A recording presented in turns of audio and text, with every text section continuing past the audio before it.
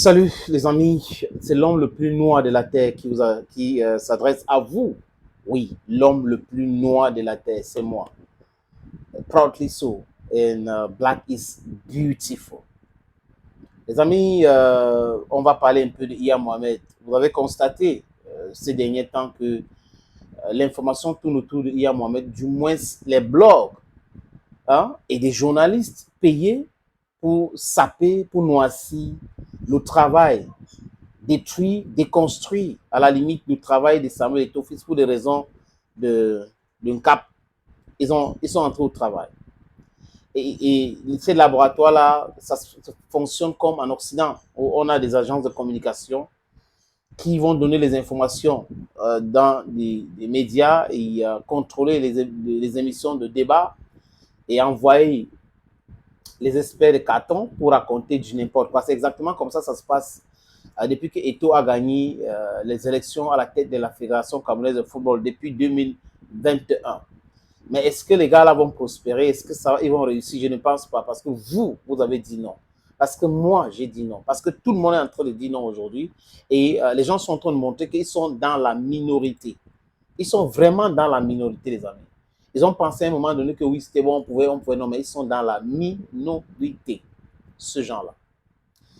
Là, il parle de Iya Mohamed. C'est pas mauvais non plus, les amis. Et je dis encore, n'est-il pas sur l'ambulance? Iya Mohamed est en difficulté aujourd'hui, compte tenu de ces histoires de gestion comme directeur général de la Soleil-Coton. Il était directeur général de la Soleil-Coton, président des Coton Sport Garoua, et après président de la Fédération camerounaise de football. Il a été vice-président sur, il s'appelle Vincent Onana qui nous a quittés il y a de cela quelques semaines. Vincent on a été président lors de la campagne Coupe du Monde 98 en France. Et il y a eu des accusations de détournement, de vol, chez la billetterie et autres. Et Vincent on en avait été écarté, il a même fait la prison. Donc Iya Mohamed, vice-président à l'époque, a occupé ces postes-là. Ils ont allé aux élections. Iya Mohamed a gagné les élections. Il est resté président. Il a eu un bilan vraiment positif, il faut le dire. Les premières années de Iya Mohamed à l'Africafoot, c'était agréable. Il a gagné la CAN 2000 au Ghana et au Nigeria. Il a gagné les Jeux Olympiques 2000 à Sydney. Il a gagné la CAN 2002 au Mali. Il était à la Coupe de la Confédération. On est sorti finaliste au deuxième. Et Marc Vivian-Fouy a laissé sa... bon, le Cameroun a perdu cette robuste milieu de terrain fort, puissant. Let me just use the word, c'est mieux le mot puissant. Donc, il y a eu beaucoup de trucs comme ça en 2008, finaliste de la CAN où on a perdu à cause de l'erreur de Rigobert Song devant Zidane, l'Égyptien. Donc, voilà donc quelques éléments du bilan de Iya Mohamed, même en termes de club et tout, Coton Sport était finaliste de la Champions League, Cotonou, Calara Club et autres. C'est bien, mais il est arrivé quand on avait déjà préparé cela. C'est pas par magie. Quand il n'y a pas en prison, il est remplacé par qui? Qui le remplace? Et qui a remplacé Iya jusqu'à aujourd'hui? Et Iya avait laissé combien dans les caisses? C'est la question que beaucoup de personnes ne veulent pas qu'on pose. Iya Mohamed avait laissé combien dans les caisses? Je viens d'apprendre que c'était 4 milliards en devises. 4 milliards. Et ces 4 milliards-là, on devait utiliser une partie pour la construction du siège qu'il avait déjà entamé de la fédération. Qu'il est parti du sous-sol du stade Omnisport avec des problèmes avec le ministère et autres pour acheter, parce que le football donne beaucoup d'argent, acheter le siège de Chinga et entamer les travaux de construction. Mais quand il part, quand on l'arrête, on l'amène en prison. Tous ceux qui l'ont remplacé, les amis, est-ce qu'ils peuvent nous donner un compte rendu de ce qu'ils ont fait avec cet argent? Accountability. Oui, on ne parle pas des comptes. Personne ne veut rendre des comptes. C'est ça, non? Personne. Il ne faut pas demander ça. Il ne faut pas poser la question aux gens.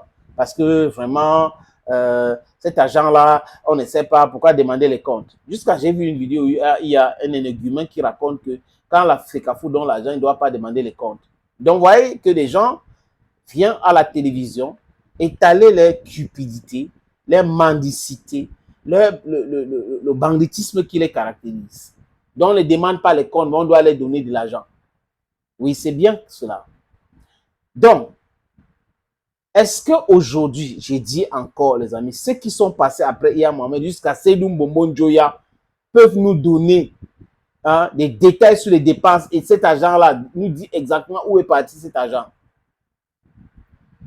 Il y a eu Tombia Oko, il y a eu John Begininde, il y a eu Maître Happy, il y a eu Joseph Onape à son âme, il y a eu Seydou Mbombo Njoya. 4 milliards est donc parti où?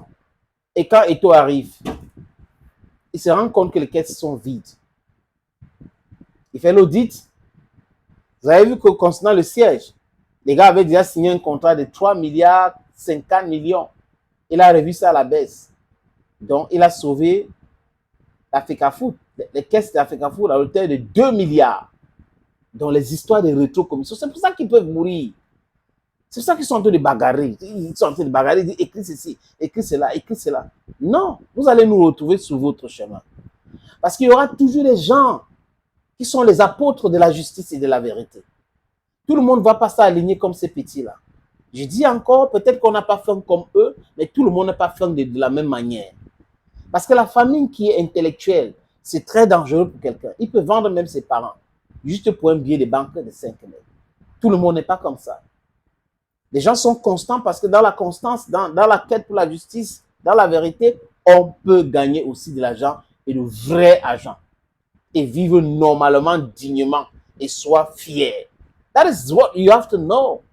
But some of the people don't know these things. How some know, they just sweeping them and say, okay, well, we forget about them, we know, but what will we do about all these things? No. They know some of these things, but they are just too corrupt to the hooks. Et là, il arrive, rétro-commission fermée. Dédouanement de conteneurs fermé. Les journalistes qui recevaient des primes fermées. Les consultants qui recevaient des primes fermées. Les chaînes de télévision qui envoyaient les correspondants à travers l'Africa Food, dont l'Africa Food payait les factures fermées. Et là, tous ces gars-là se sont constitués pour mettre en difficulté la gestion de Samuel Eto'o fils. Voilà donc la qualité des gens qui cherchent à détruire l'image d'Eto'o. Donc ce n'est pas une question de Bamileke, de Bassar, de Yaoundé et autres. C'est deux tribus.